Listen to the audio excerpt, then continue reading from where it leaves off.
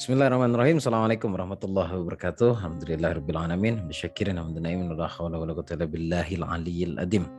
Allahumma shalli wa sallim wa barik ala hadan nabiyil karim. Sayyidina wa nabiyyina wa syafi'ina wa qurrata ayunina wa maulana Muhammad. Allahumma shalli wa sallim wa barik alaihi wa ala alihi washabbihi. Alhamdulillahirabbil alamin. Ketemu lagi dengan kita berdua, saya Gus Baraja dan ada sahabat kita, saudara saya siapa? Roni Hendrawan. Ini ketemu lagi kita. Alhamdulillah, senang sekali rasanya Mas Bagus. Siap. Jadi seperti biasanya saling mendoakan satu sama lain. Saya atau kita berdua doakan teman-teman dan insya Allah teman-teman yang nonton saat ini pun mendoakan kita dalam kehidupan kelimpahan, salam sehat, sukses, ajaib, berlimpah dan semuanya terjadi karena Allah. Kemudian saya juga mendoakan, kami berdua mendoakan agar rezekinya dilancarkan oleh Allah ya, uang mengalir deras dari berbagai arah sesuai dengan janjinya Allah, wa yarzuqu min haitsu la yahtasib, kan begitu ya Mas Roni ya, la yahtasib, dari berbagai arah, dari jalan yang tidak pernah kita duga. Ya kalau nggak diduga nggak usah menduga-duga gitu loh. Buka saja pikirannya, terima saja setiap pemberian dari Allah gitu. Ridho seperti itu Mas ya. Nah, sebelum kita mulai untuk informasi terkait kelas-kelas yang kita adakan atau pembelajaran formal yang kita adakan, teman-teman bisa langsung cek di deskripsi, di sana ada link pendaftarannya. Oke. Jadi yang berlaku sekarang adalah link yang ada di deskripsi. Kalau link-link sebelumnya belum sempat saya ganti deskripsinya, itu sudah tidak terpakai ya. Tidak terpakai dalam artian bukan ke WA itu lagi gitu loh, sudah dipegang admin sekarang. Seperti itu Mas Roni. Baik, malam ini kayaknya Mas Roni punya pertanyaan lagi yang bisa kita jadikan sumbangsi atau sharing ilmu kepada penonton kita semuanya. Silakan Mas Roni. Ya, baik. Nah ini pertanyaan yang umum sebenarnya. Artinya banyak dari kita yang memang bisa belum tahu atau juga pengen tahu nih sebenarnya nih. Kan Mas Bagus pernah mengatakan nih, kalau kita bicara mengenai keinginan atau pencapaian hidup, nah tugas kita itu kan hanya dua nih, doa dan usaha atau ikhtiar. Nah dari doa dan usaha ini mana sebenarnya yang kita dahulukan, Gus Baraja? Ya saya yang mengatakan itu, dan karena banyaknya yang bukan salah kaprah ya, mengambil area, mengambil wilayah yang bukan wilayahnya Mas, gitu kan. Anggaplah kita sebut ada 3 ya, katakanlah ada 3, doa, usaha, pengabulan, ya kan. Sebelum saya jawab pertanyaannya, perlu saya jelaskan ini, doa, usaha, pengabulan. Dan alhamdulillah luar biasa Mas, saking luar biasanya 3-tiganya diambil sama manusia Mas.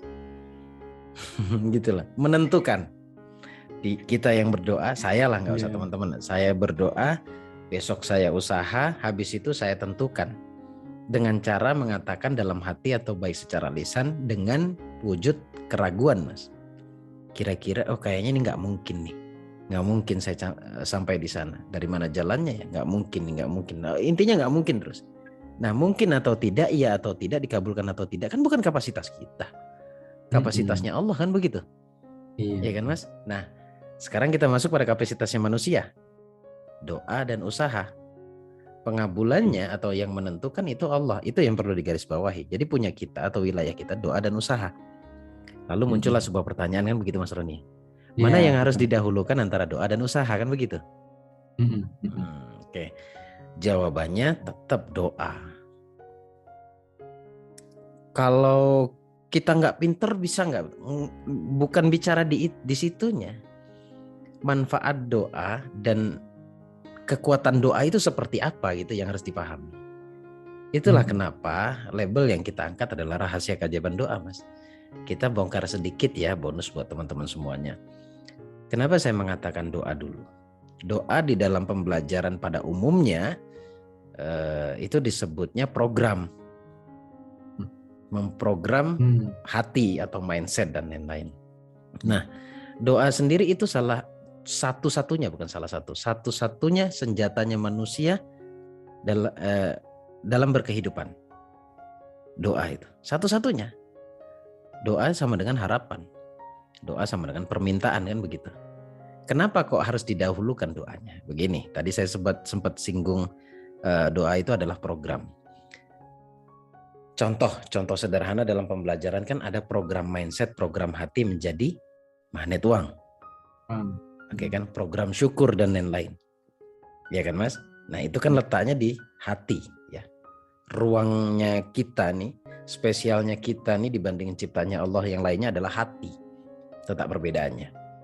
Nah, kalau hati dipenuhi dengan doa yang baik, dengan program kata-kata yang baik, kata itu kan doa Mas. Kullu kalam doa, ucapanmu adalah doa.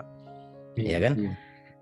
Di sini isinya kata-kata yang positif, doa yang positif, harapan yang positif.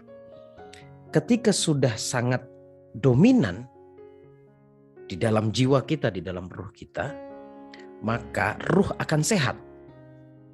Ya kan? Ruh akan sehat. Ketika ruh sehat, ruh yang akan mengendalikan tubuh kita menjadi lebih produktif. Jalannya adalah sebuah ide. Perhatikan baik-baik. Orang kalau doanya bagus, spiritualnya baik, ruhnya sehat, dia produktif Mas. Dia produktif. Ketika dia produktif, barulah berlaku hukum usaha, doa, dan usaha. Nah usaha yang saya maksud adalah muncullah sebuah ide, akhirnya kamu mau bergerak. Seperti itu. Jadi dahulukan doa, setelah itu baru usaha. Kira-kira jawabannya seperti itu kalau mana yang harus didahulukan antara doa dan usaha Mas. Semoga menjawab. Ada pertanyaan berikutnya Mas? Dan juga artinya doa tidak berhenti di awal kan ya. Artinya dalam proses ikhtiar kita pun kan tetap kita senantiasa berdoa sampai akhir ya. Iya, agar jauh lebih produktif lagi gitu. Biar Allah itu menemani kita selalu, membimbing kita selalu kan gitu. Betul. Jadi dikawal terus sama Allah. Lebih-lebih kalau kita merasa dilihat oleh Allah dalam setiap aktivitas kita. Nah, saya punya gambaran begini Mas, sebagai tambahannya dari pertanyaan Mas Roni tadi atau pertanyaan teman-teman tadi. Saya sering mengatakan Mas, kalau tubuh kita lapar, perut kita lapar, lemes Mas ya? Iya. Ya kan, lemes kan? Sekali dikasih makan, beli nasi atau makan, ada energi lah. Kenyang, ada energi. Mulai produktif lagi. Gak usah jauh-jauh, saya buka mesin mobil. Pas lapar bawanya emosi terus Mas. Bawanya emosi. Bukan bulan puasa loh soalnya ya, karena memang gak ada niat puasa. Nanti dipikirnya kalau bulan puasa saya emosi terus. Enggak, beda momentumnya, beda rasanya, beda sugestinya. Setelah saya makan, wah mulai tuh. Ngerokok dulu, habis ngerokok baru ide muncul. Oh iya, jangan-jangan ini yang bermasalah nih. Ini besok mau saya modif begini, ini mesinnya saya mau betulin begitu. Timbul ide Mas. Iya, pikiran ya kan? jadi jernih kan gitu. Iya betul. Nah, saya punya pertanyaan sederhana. Tubuh dan ruh kan dua hal yang berbeda. Tubuh ini hanya sarana. Ruh adalah pengendalinya. Yang mengendalikan tubuh kita adalah ruh kita. Dan yang mengendalikan ruh kita adalah Allah. Ya kan? Nah, saya mau bicara bukan bagian itu, saya mau bicara bagian ruh dan tubuh. Pertanyaan saya, kalau ruhnya lapar, makanannya apa? Makanannya ya salah satunya doa itulah ya. Iya, sama-sama punya keinginan untuk mendapatkan energi kan? Ya kan tubuh juga itulah ya. Ya, syukur.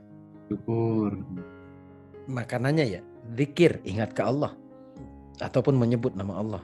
Kemudian ibadah gitu. Nanti ada poin terakhir, jadi rugi banget kalau nggak tonton sampai selesai ini video ya. Jadi tadi saya menyebutkan apa? Syukur, kemudian zikir, doa dan ibadah yang lainnya. Artinya adalah aktivitas spiritual Mas. Ya kan, aktivitas spiritual. Nah, ketika ruh sudah dapat energinya, dengan cara apa? Dengan cara makan tadi tuh. Makanan jiwa tadi tuh, syukur dan lain-lainnya saya sebutkan tadi. Otomatis ruhnya sehat Mas. Ketika ruhnya sehat, dia akan mengendalikan tubuh jauh lebih produktif daripada sebelumnya. Nah, sebenarnya Mas, ada hal yang bisa kita tangkap di sini. Iya. Mental block tuh apa, Mas? Malas. Mental block itu ya intinya yang menghalangi kita untuk produktif lah. Ya, kalau komponennya kan malas, tidak percaya diri, Suka menunda gitu suka kan. menunda dan lain-lain, banyak sekali lah kalau bicara mental block. Nah, Ya. kira-kira kalau jiwanya sehat, ruhnya sehat, tadi saya bilang kan akan membuat atau mengajak tubuh menjadi lebih produktif. Pikiran juga lebih jernih. Karena pikirannya baik, berprasangka baik. Kan begitu, Mas? Kira-kira kalau ruhnya baik, ruhnya sehat, kualitas syukurnya baik, pokoknya sehat, mental block tuh ada nggak, Mas? Nggak ada. Nggak ada, beres sebenarnya. Jadi pendekatan spiritual kita kepada Allah itu juga akan melunturkan semua mental block kita. Nah, yang menjadi pertanyaan adalah bagaimana agar ibadah kita itu memberikan energi untuk ruh kita. Ya. Karena banyak juga orang yang mungkin dia sudah beribadah, dari terlihat oleh mata kita dia rajin ibadah nih kan. Rajin ibadah, tapi ternyata kok hidupnya kok gitu-gitu aja kayak gitu loh. Bahkan dia sampai ada yang merasa aku udah banyak ibadah kok hidupku juga masih hampa. Nah itu berarti kan mungkin. Apakah ada yang salah dalam ibadahnya atau mungkin ada yang kurang dalam ibadahnya? Nah itu gimana itu, Mas? Ibadahnya benar, nggak mungkin dia sholat yang harusnya maghrib 3 rakaat menjadi 8 rakaat, nggak mungkin. Ya kan? Kalau dia masih merasa sehat, kalau udah 8 rakaat udah nggak sehat tuh orang gitu kan. Artinya ibadahnya benar. Yang tidak benar, yang kurang benar maksudnya. Yang kurang benar adalah ya bisa pikirannya, bisa mindsetnya, bisa hatinya. Program tadi itu belum cukup. Nah program ini kan kalau dari kacamata yang berbeda ada ketidakselarasan antara pikiran dengan hati. Gitu. Pikirannya minta, di sini menolak. Ada sebuah prinsip di zaman dulu yang masih ditelan banget oleh mereka dan diyakini itu sebenarnya. Walaupun, nah ini nih Mas uniknya hati, Mas. Di sini nih mengatakan, saya yakin kalau ini bisa, ini bisa semuanya. Saya bisa melakukannya. Tetapi saya yakin bisa mendapatkan uang misalkan. Dengan pedenya dia mengucapkan itu. Tapi ada sesuatu yang nggak semuanya bisa terbaca. Prinsip, Mas. Prinsip di dalam jiwanya, Mas. Prinsip di dalam hatinya. Prinsip yang saya maksud adalah ya doktrin, keyakinan itu ya. Iya, keyakinan, ya belief system atau keyakinan itu. Dan keyakinan itu pun dibangun oleh apa? Oleh banyaknya doktrin atau kumpulan kata yang pernah kita telan, pernah kita dengar, masuk dengar, lihat atau rasakan. Ya, itu masuk menjadi sebuah belief system. Nah, ketika belief system itu kuat di hati, maka yang diinginkan dengan yang keyakinan dalam hati itu tidak ketemu. Itulah yang saya maksud, jiwanya bermasalah. Ya, gitu. Nah, artinya gini, berarti ini yang menjadi PR kita juga adalah agar ibadah kita biar energinya itu bisa juga menguatkan diri kita, ruh kita. Berarti kan kita harus meningkatkan kualitas ibadah kita nih berarti. Jangan sampai hanya sekedar ibadah. Misalnya tadi sholat, jangan sampai sholat pikirannya kemana, hatinya kemana. Nah, betul Mas. Kualitas itu kan, ibadah itu saya setuju Mas. Kebanyakan non sewu ya, agak sedikit melenceng kita ya, tapi ini perlu ini ilmu pengetahuan Mas. Ada keinginan sesuatu yang di luar kewajiban yang harusnya dilakukan. Innama amalu binniyah begitu Mas. Semua tergantung pada niatnya. Sebentar, saya tanya dulu. Ibadah yang kamu lakukan untuk apa? Menurut saya jawab sendiri. Menurut saya untuk diri saya sendiri. Tujuan saya adalah untuk perbaikan diri saya. Bukan begini. Bukan kebanyakan, takut salah juga nih. Orang sholat, tapi sholatnya diperuntukkan untuk agar dagangannya laris. Maaf nih Mas. Sholat saya sholat agar begini. Maaf. Sebegitu murahnya kah sholatmu?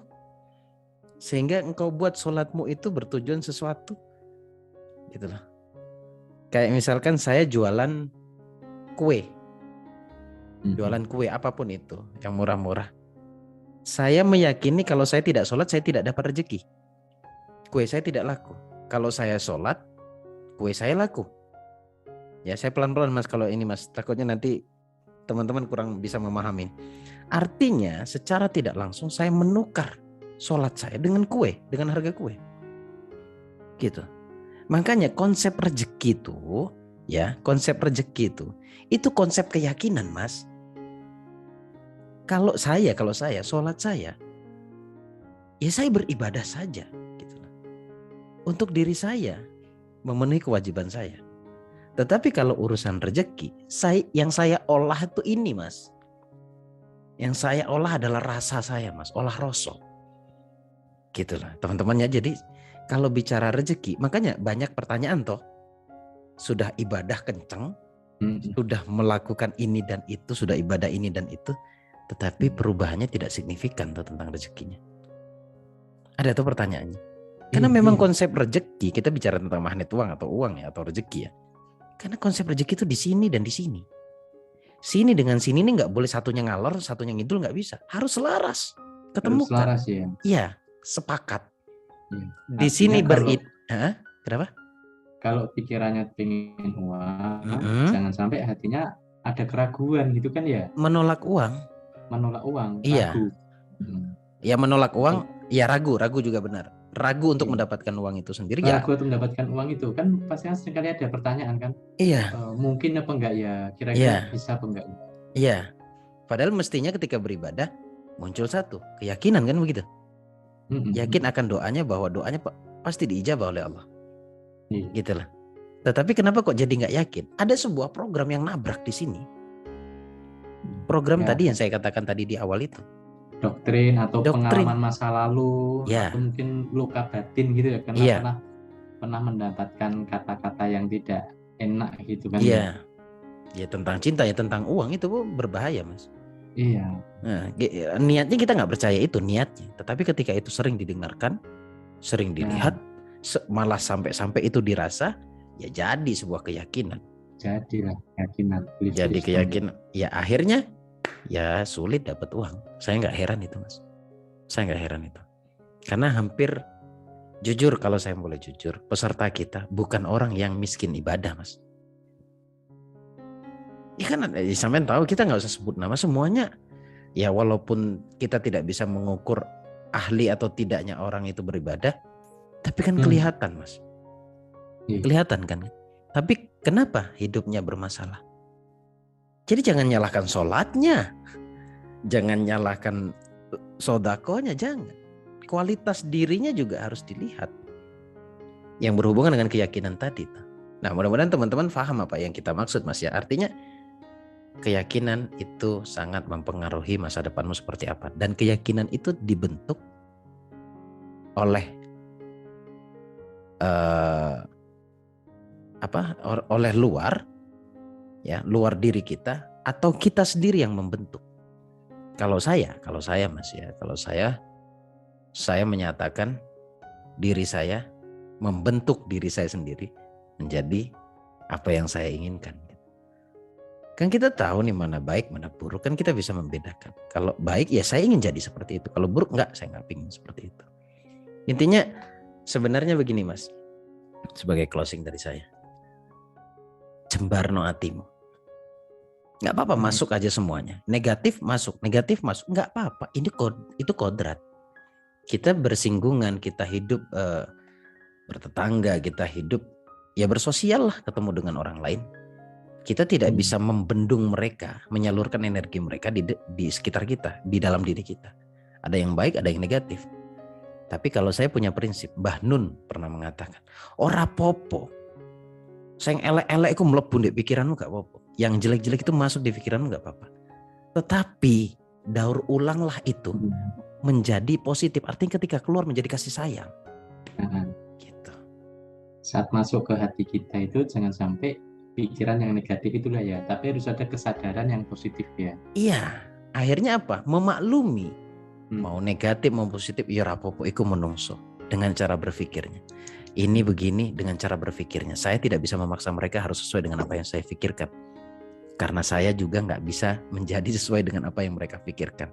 Adil, artinya bijaksana. Bijaksana itu perlu loh Mas. Akhirnya yang muncul satu Mas, damai. Damai.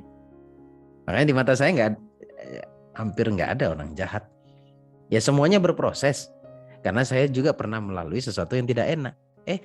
Akhirnya sekarang saya bisa membenahi diri sebagai bentuk rasa syukur saya ya, bukan saya merasa baik. Sebagai bentuk, oh iya saya dulu pernah begini, sesuatu yang tidak diinginkan oleh Allah. Itu. Akhirnya saya sadar, lagi-lagi saya program dengan doa. Akhirnya saya ngomong hati-hati, ya kan? Saya melihat, mendengarkan sesuatu yang baik-baik saja. Ya kalau keluh kesah teman-teman, peserta dan lain-lain, saya tahu, saya punya trik bagaimana agar itu tidak menjadi sebuah belief system dalam hati saya. Seperti itu Mas. Semoga bermanfaat buat teman-teman. Ya, sebenarnya ada satu lagi yang menarik nih. Silakan. Cuma memang nanti mungkin kita bahas di video berikutnya. Oke, siap. Mas Roni udah bikin penasaran tadi kan kita. Karena tadi Mas Bagus bilang kan jembarno hatimu. Nah, yang menjadi pertanyaan kan bagaimana cara kita menjembarno hati, meluaskan hati kita. Meluaskan hati. Ya. Meluaskan hati itu sama halnya meluaskan wadah rezeki kita gitu. Oh iya, mantap. Sekarang atau nanti nih? Nah, nanti aja ya. Video berikutnya kita akan bahas siap. bagaimana kita meluaskan hati kita sehingga rezeki itu akan datang dengan mudah karena wadah kita sudah banyak nih. Sudah luas. Oke, siap. Saya rasa kita akan bahas di video berikutnya. Pada penasaran ya, makanya pantengin terus channel YouTube ini. Karena ini gratis, juga tinggal nonton doang. Lalu jangan lupa klik tombol subscribe-nya dan jangan lupa di sebelahnya ada tombol lonceng, diaktifkan, diklik juga supaya kamu terus dapat notifikasi ketika kita update video terbaru Mas ya. Jadi bisa terus on time Anda nontonnya. Tapi insya Allah setiap malam sebisa kita akan terus update video terbaru. Seperti itu. Sudah? Ya.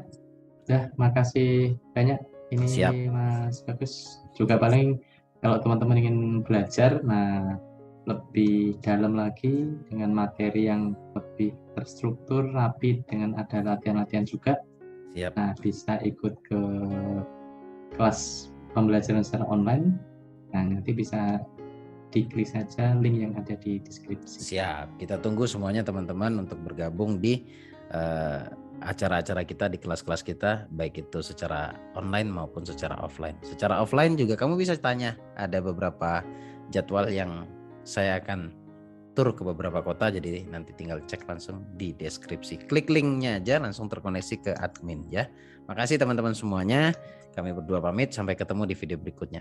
Besok ada video terbaru, jadi pantengin terus sesuai dengan pertanyaannya Mas Roni. Assalamualaikum warahmatullahi wabarakatuh. Waalaikumsalam warahmatullahi wabarakatuh. Terima kasih, Mas Baraja. Siap.